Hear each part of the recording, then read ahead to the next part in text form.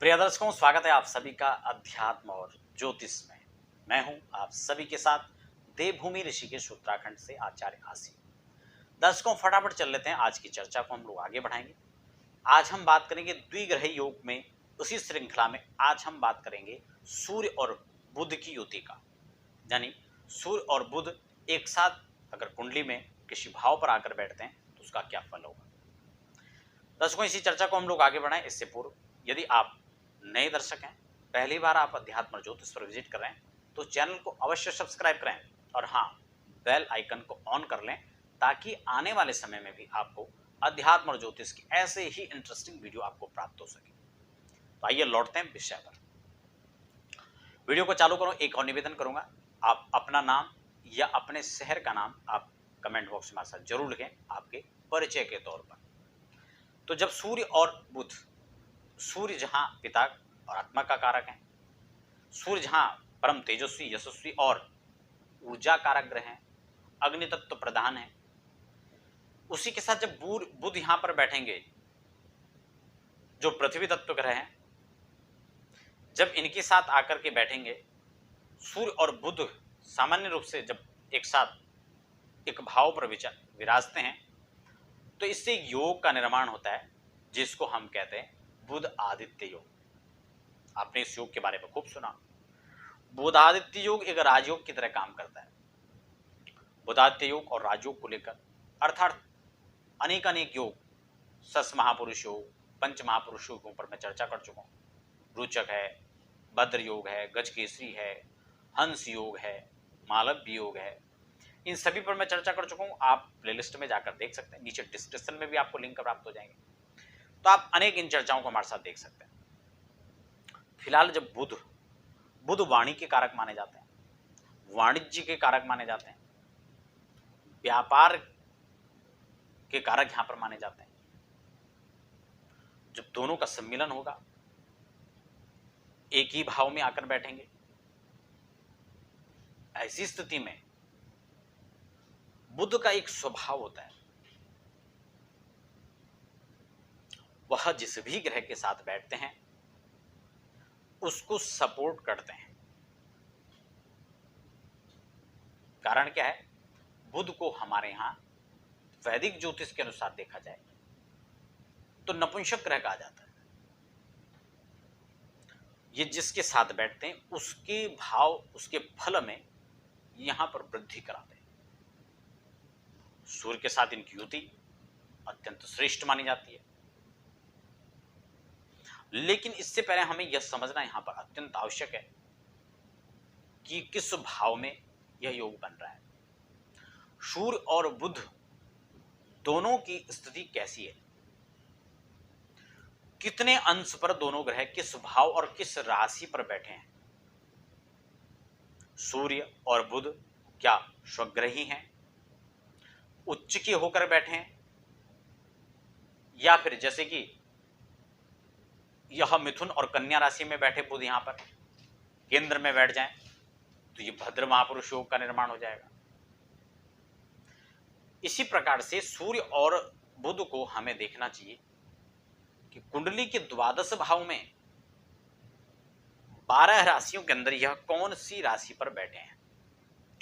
इनकी स्व राशि है, मूल त्रिकोण राशि है, या फिर इनकी उच्च राशि है, मित्र ग्रह है, शत्रु ग्रह है, किस क्षेत्र में बैठे हैं, और सबसे खास बात कि इन पर किन ग्रहों की दृष्टि है और ये ग्रह कहां देख रहे हैं, कौन से भाव और कौन से राशि पर देख रहे हैं।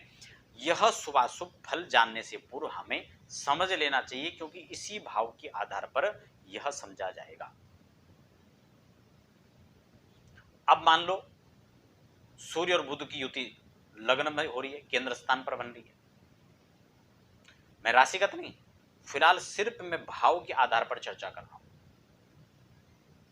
भावगत हम लोग यहां पर चर्चा कर रहे हैं, और चर्चा भावगत ही नहीं, हम सिर्फ इन दोनों युति का, इन दोनों ग्रहों के मिलन और युति योग का फल आपको बता रहे हैं।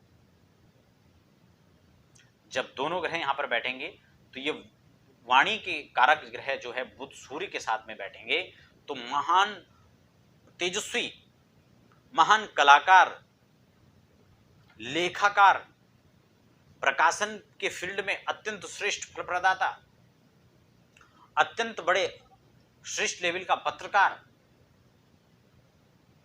ऐसे लोगों की कुंडली में यह योग देखा जा सकता है। आपको व्यापार का एक्सपर्ट बना देगा। मल्टीपर्पज, मल्टी टैलेंटेड ऐसे व्यक्ति होते हैं। फ्लेक्सिबल ऐसे लोग देखे जा सकते हैं। अत्यंत सूझबूझ करके कार्य करने वाले यह ऐसे लोग देखे जाते हैं। इसके साथ ही ऐसे लोग परम विद्वान, परम मनीषी, क्योंकि सूर्य जहां ज्ञान के देवता है, अत्यंत ज्ञानी माने जाते हैं, सर्वश्रेष्ठ माने जाते हैं, वहीं बुध इनको सपोर्ट करेंगे तो यह भाव अत्यंत प्रबल हो जाएगा। खासकर पंचम भाव में अगर ये योग बने, लग्न स्थान पर बने वहां पर भी श्रेष्ठ है। पंचम भाव क्योंकि विद्या का होता है, यहां पर ये योग बनता है तो अच्छे खासे यह आपको विद्या का क्षेत्र में पारंगत कराएंगे। अच्छी खासी मात्रा में धन का प्रभुत्व यहां पर रहेगा। संतति का लाभ आपको प्राप्त कराएगा। ऊर्जावान आपको बनाएगा। बड़े सूझबूझ करके लगनशील, प्रगतिशील ऐसे व्यक्ति देखे जा सकते हैं। वहीं अगर द्वितीय भाव में, नवम भाव में या दसम भाव में, एकादश भाव में अगर यह योग आपकी कुंडली के अंदर बन रहा है तो यह भी अत्यंत श्रेष्ठ है।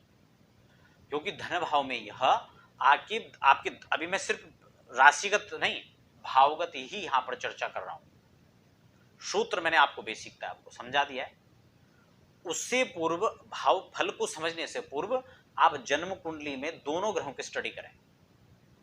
नवमांश, जलित, चंद्र कुंडली, इनमें भी इस ग्रहों की स्थिति को देखें, अंश के रूप पर देखें, और साथ ही साथ यह जरूर देख लें कि कोई पाप ग्रह की दृष्टि तो इन पर नहीं पड़ रही है। मान लो राहु की दृष्टि यहां पड़ गई तो इस फल में यहां पर जो है न्यूनता दिखाई देगी, इसका प्रभाव आपको श्रेष्ठ नहीं दिखाई देगा। ऐसी स्थिति में इनकी शांति का उपाय करना चाहिए,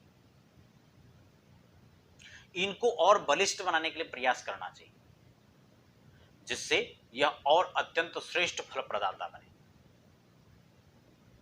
तो द्वितीय भाव में आपके फाइनेंस स्थिति को बहुत मजबूत करेंगे। नवम भाव, अगर तृतीय भाव में बैठेंगे तो भाग्य भाव पर इसकी दृष्टि रहेगी। सूर्य और बुध दोनों जब भाग्य स्थान पर देखेंगे तो सूर्य जहां नवम भाव की वृद्धि करेंगे, भाग्य आपका जो है इसमें चमकेगा। और भाग्यम फलत सर्वत्र न विद्या न च पौरुषम। अगर भाग्य ही प्रबल है, भाग्य ही आपके पक्ष में है, लक आपका अच्छा है, तो आप निश्चित मान के चलें आपको यह श्रेष्ठ फल प्रदान कराएगा। कम मेहनत में, कम ऊर्जा में कराएगा। वैसे तो जब सूर्य यहां पराक्रम बैठेंगे तो पराक्रम तो आपको निश्चित रूप से बढ़ेगा ही, लेकिन भाग्य को यह सपोर्ट करेंगे। दसम भाव की युति अच्छी इसमें कहलाई जा सकती है। एकादश भाव में धन के अत्यंत श्रेष्ठ संसाधनों को खोल देगा, अनेक मार्गों को यहां पर खोल देगा। तो कुल मिलाकर देखा जाए कुछ भाव में अत्यंत श्रेष्ठ फल इसका रहेगा। लेकिन इसमें यह जरूर देख लेना चाहिए कि ये किस घर में बैठा हुआ है, इसके साथ साथ किस राशि में बैठा हुआ है। अगर नीचे बैठ गया तो फल इसका खराब हो जाएगा। ऐसी स्थिति में भी यह श्रेष्ठ फल प्रदान करें, उसके लिए हमें इससे संबंधित उपाय भी करने चाहिए। तो दर्शकों, ये थी खास आज की चर्चा। आपको चर्चा कैसी लगी आप कमेंट बॉक्स में मुझे जरूर बताएं। क्या इससे अधिक हम इसमें जोड़ सकते हैं? क्या ऐसे कार्यक्रमों के माध्यम से आप आगे कौन सी युति, कौन से ग्रहों पर आप चर्चा सुनना चाहेंगे, उसके लिए आप कमेंट बॉक्स में जरूर लिखें। फिलहाल हमें दीजिए इजाजत, अगली वीडियो आने तक धन्यवाद।